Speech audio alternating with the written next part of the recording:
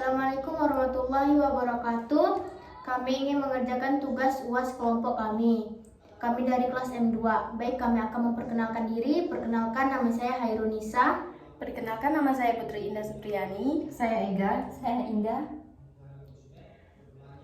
Baiklah, bagaimana proses penentuan judul penelitian ini? Apakah ada pertimbangan khusus yang diambil?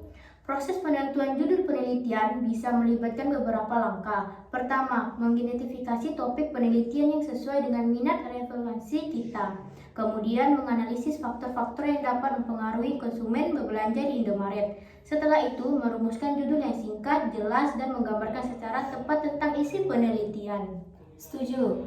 Penentuan judul penelitian penting karena judul menjadi pintu masuk bagi pembaca untuk memahami dan tertarik pada penelitian kita.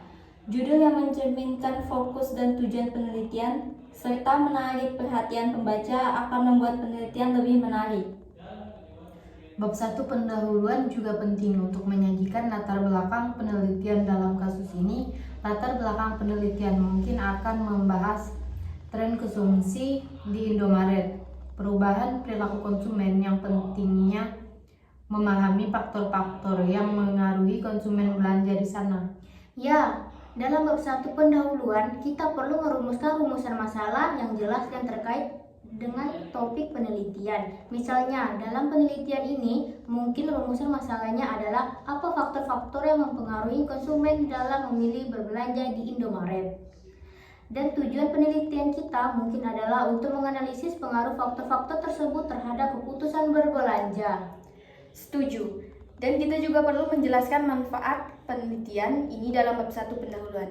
Misalnya, penelitian ini dapat memberikan pemahaman lebih dalam tentang faktor-faktor yang mempengaruhi perilaku konsumen, sehingga dapat membantu Indomaret dalam merancang strategi pemasaran yang lebih efektif. Jadi, apakah kita sudah mencakup semua elemen yang kita perlukan dalam bab 1 pendahuluan? Latar belakang penelitian, rumusan masalah, tujuan penelitian, dan manfaat penelitian. Sepertinya kita sudah mencakup semuanya, namun pastikan untuk menggali lebih dalam latar belakang penelitian dan menyusun rumusan masalah dan tujuan penelitian dengan sangat jelas dan terarah. Setuju, jika kita dapat menyusun bab 1 pendahuluan dengan baik, maka pembaca akan lebih terlibat dalam penelitian kita dan memahami pentingnya topik yang diteliti. Jadi, mari kita berfokus pada penulis bab 1 pendahuluan yang kuat dengan latar belakang penelitian yang beralasan, rumusan masalah yang jelas, tujuan penelitian yang spesifik, dan manfaat penelitian yang dapat diamati oleh pembaca dan dunia ilmiah. Saya setuju. Mari kita mulai menyusun bab 1 pendahuluan dengan memperhatikan semua elemen yang penting yang telah kita diskusikan. Benar, dan jangan lupa berdiskusi dengan dosen pembimbing Anda untuk mendapatkan masukan dan saran lebih lanjut dalam menyusun bab 1 pendahuluan. Tentu, dan kita juga perlu menggali referensi terkait topik penelitian ini untuk memperkuat dan mendukung latar belakang penelitian kita. Baik, sudah waktunya untuk mengumpulkan informasi yang relevan dan mulai menulis bab 1 pendahuluan yang baik dan bantu satu sama lain untuk mencapai hal yang baik dalam penelitian kita. Saya setuju, kolaborasi dan membantu antar mahasiswa dalam menyusun bab 1 pendahuluan ini akan membantu kita menghasilkan penelitian yang lebih kuat dan berkualitas. Percakapan sebelumnya membahas tentang penulisan bab 1 pendahuluan. Mari kita lanjutkan dengan konsultasi dengan dosen pembimbing. Apa pertanyaan atau pembahasan khusus yang ingin kita ajukan kepada dosen? Saya tertarik untuk meminta masukan dari dosen pembimbing mengenai kelengkapan latar belakang penelitian. Apakah ada data penting atau tren konsumsi yang sebaiknya saya sertakan dalam bab 1 pendahuluan? Selain itu, saya ingin bertanya tentang penyusunan rumusan masalah yang lebih spesifik. Apakah rumusan masalah yang telah kita susun sudah cukup mendalam dan mengarah pada hasil yang diharapkan? Saya juga ingin meminta saran dari dosen pembimbing terkait penentuan tujuan penelitian yang realistis dan struktur. Apakah tujuan yang telah kita rumuskan sudah mencakup aspek-aspek yang perlu dianalisis dalam penelitian? Mengenai manfaat penelitian, apakah ada saran dari dosen pembimbing mengenai cara menyajikan manfaat penelitian ini secara lebih terarah dan meyakinkan meyakinkan bagi pembaca. Terakhir, apakah dosen pembimbing memiliki rekomendasi atau saran tambahan terkait dengan struktur atau alur penulisan bab 1 pendahuluan? Baik, sekian pertanyaan dari kami persiapkan untuk konsultasi dengan dosen pembimbing. Semoga mendapatkan arahan dan masukan berguna untuk penulisan bab 1 pendahuluan. Ya, mari kita catat dan diskusikan masukan yang diberikan oleh dosen pembimbing untuk meningkatkan kualitas penulisan bab 1 pendahuluan kita. Jangan lupa juga untuk memberikan kepada dosen pembimbing kita beberapa contoh referensi yang telah kita temukan untuk mendukung latar belakang penelitian kita. Setuju, memberi referensi yang relevan akan membantu dosen pembimbing kita untuk lebih memahami konteks penelitian kita dan memberikan masukan yang lebih konstruktif. Assalamualaikum Bu, apakah Ibu memiliki waktu untuk konsultasi mengenai penulisan bab 1 pendahuluan penelitian kami? Waalaikumsalam, tentu saya memiliki banyak waktu untuk membantu. Silakan jelaskan permasalahan atau pertanyaan yang ingin Anda bahas. Kami ingin meminta masukan dari Ibu terkait kelengkapan latar belakang penelitian. Apakah ada data penting atau tren konsumsi yang sebaiknya kami sertakan dalam bab 1 pendahuluan? Sebagai langkah awal, pastikan latar belakang penelitian mencakup informasi tentang tren konsumsi di Indomaret secara umum, serta perubahan perilaku konsumen dalam beberapa waktu terakhir. Anda juga dapat melampirkan data statistik atau hasil penelitian terkait faktor-faktor yang mempengaruhi konsumen berbelanja di Indomaret. Kami juga ingin meminta saran dari Ibu mengenai penyusunan rumusan masalah yang lebih spesifik. Apakah rumusan masalah saat ini sudah cukup mendalam dan mengarah pada hasil yang diharapkan? Untuk merumuskan masalah secara lebih spesifik, analisis lebih lanjut mengenai faktor-faktor yang mempengaruhi konsumen dalam memilih berbelanja di Indomaret dapat membantu. Pastikan rumusan masalah mencakup aspek-aspek yang akan diintegrasi dalam penelitian, seperti harga, kualitas produk, atau faktor-faktor lain yang mempengaruhi keputusan konsumen. Saya ingin meminta saran dari Ibu terkait penentuan tujuan penelitian yang realistis dan terukur. Apakah tujuan yang telah kami rumuskan sudah mencakup aspek-aspek yang perlu dianalisis dalam penelitian? Tujuan penelitian haruslah spesifik dan terukur. Pastian tujuan penelitian mencakup analisis hubungan antara faktor-faktor yang mempengaruhi konsumen di Indomaret. Dengan keputusan berbelanja mereka, Anda juga dapat masukkan tujuan lain, seperti menganalisis preferensi konsumen atau mengidentifikasi peluang pemasaran bagi Indomaret. Mengenai manfaat penelitian, apakah ada saran dari Ibu mengenai cara menyajikan manfaat penelitian ini secara lebih terarah dan meyakinkan bagi pembaca? Manfaat penelitian haruslah disajikan dengan jelas. Jelaskan bagaimana penelitian ini dapat memberikan pemahaman yang lebih dalam terkait faktor-faktor yang mempengaruhi keputusan konsumen di Indomaret. Diskusikan juga bagaimana penelitian ini dapat memberikan kontribusi bagi pengembangan strategi pemasaran yang lebih efektif bagi Indomaret. Terima kasih banyak atas arahan dan masukan yang diberikan Ibu. Adakah saran lain yang Ibu ingin berikan terkait dengan struktur atau alur penulisan bab 1 pendahuluan? Penting untuk mengikuti struktur umum bab 1 pendahuluan. Dimulai dengan latar belakang penelitian yang secara jelas memperkenalkan topik dan kebutuhan penelitian. Selanjutnya, rumuskan masalah, tujuan dan manfaat dari penelitian secara sistematis. Pastikan transisi antara paragraf-paragraf lancar dan gunakan referensi yang relevan untuk mendukung argumen yang disampaikan. Kami akan mencatat semua masukan yang diberikan oleh Ibu. Terima kasih banyak atas bantuan dan arahannya. Sama-sama, jangan ragu untuk menghubungi saya jika ada pertanyaan lebih lanjut atau jika ingin menjadwalkan konsultasi tambahan. Semoga sukses dalam penulisan bab 1 pendahuluan penelitian kalian. Kami akan menjadwalkan konsultasi tambahan jika dibutuhkan. Terima kasih banyak Ibu. Silakan, semoga bermanfaat. Sampai jumpa dan konsultasi selanjutnya. Assalamualaikum Ibu. Setelah kami menyelesaikan bab 1 pendahuluan, kami sekarang ingin melanjutkan dengan penulisan tinjauan pustaka.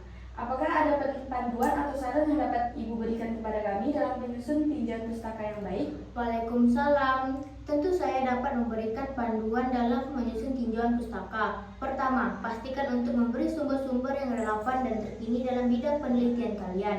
Baca dan pahami dengan baik isi dari masing-masing sumber tersebut. Kemudian diidentifikasikan dan kaitan temuan dan kontribusi penting dari setiap sumber dengan topik penelitian kalian. Selanjutnya, susun tinjauan pustaka secara logis dan sistematis dengan mengatur subbab berdasarkan tema atau konsep yang saling terkait. Terima kasih atas panduan singkatnya. Apakah ada saran yang dapat Ibu berikan dalam menulis paragraf atau kalimat isi dari tinjauan pustaka? Tentu, saat menulis paragraf atau kalimat isi dari tinjauan pustaka, pastikan untuk menggunakan bahasa sendiri dan menghindari plagiasi. Jelaskan dengan jelas kontribusi atau temuan yang diberikan oleh setiap sumber yang kalian gunakan. Terakhir, pastikan juga untuk memberikan penjelasan singkat mengenai kesamaan atau perbedaan temuan dari sumber-sumber yang berbeda. Bagaimana cara menyusun referensi yang digunakan dalam tinjauan pustaka? Apakah ada format atau pedoman yang disarankan? Untuk menyusun referensi dalam tinjauan pustaka, saya sarankan menggunakan format yang disesuaikan dengan aturan penulis yang ditetapkan di institusi atau jurnal yang kalian rujuk. Biasanya format APA atau Harvard Style sering digunakan dalam penulisan ilmiah. Pastikan juga untuk menyertakan semua sumber yang kalian gunakan dalam daftar referensi di akhir tinjauan pustaka. Apakah ada metode atau strategi tertentu yang dapat kami gunakan untuk mencari sumber-sumber yang relevan dalam tinjauan pustaka? Ada beberapa metode yang dapat kalian gunakan. Pertama, gunakan mesin pencari akademik seperti Google Scholar, atau database jurnal yang relevan untuk mencari artikel atau publikasi terkini. Kedua, periksa juga referensi dan artikel-artikel relevan yang kalian temukan. Ketiga, manfaat juga sumber-sumber lain seperti buku, laporan penelitian, atau dokumen-dokumen online yang relevan dengan topik kalian. Apakah ada jumlah minimum atau maksimum sumber yang sebaiknya kami gunakan dalam tinjauan pustaka? Secara umum, jumlah sumber yang digunakan dalam tinjauan pustaka tidaklah ditentukan secara ketat. Yang penting adalah kualitas dan relevansi dari sumber-sumber tersebut. Sebaiknya kalian menggunakan sumber-sumber yang memiliki distribusi penting dalam mendukung argumen atau pemahaman kalian terkait topik penelitian. Jadi, lebih fokus pada kualitas daripada jumlah sumber yang digunakan. Terima kasih banyak atas panduan dan saran yang diberikan Ibu. Kami akan menerapkannya dalam penulisan tinjauan pustaka kami. Sama-sama, jika kalian mengalami kesulitan atau memiliki pertanyaan selama penulisan tinjauan pustaka, jangan ragu untuk menghubungi saya. Semoga sukses dalam proses penelitian dan penulisan kalian. Kami pasti akan menghubungi Ibu jika kami membutuhkan bantuan tambahan. Terima kasih Ibu. Baiklah, saya siap membantu kalian. Jika ada pertanyaan atau bantuan lainnya, jangan ragu untuk menghubungi saya. Sampai jumpa dalam konsultasi berikutnya. Setelah mengumpulkan data, kita perlu melanjutkan dengan tahap analisis data. Apa teknik analisis yang tepat untuk penelitian ini? Kita bisa menggunakan teknik analisis regresi untuk menguji pengaruh faktor-faktor yang mempengaruhi keputusan konsumen dalam memilih Indomaret sebagai tempat berbelanja. Benar, dengan regresi kita dapat menentukan seberapa signifikan pengaruh variabel-variabel independen seperti kualitas produk, harga, dan promosi terhadap variabel dependen yang yaitu keputusan konsumen.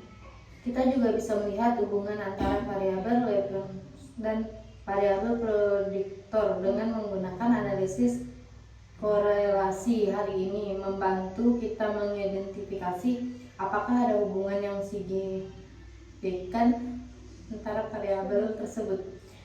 Yap, dengan analisis korelasi kita bisa melihat apakah variabel-variabel tersebut bergerak searah, berlawan, atau tidak saling terkait.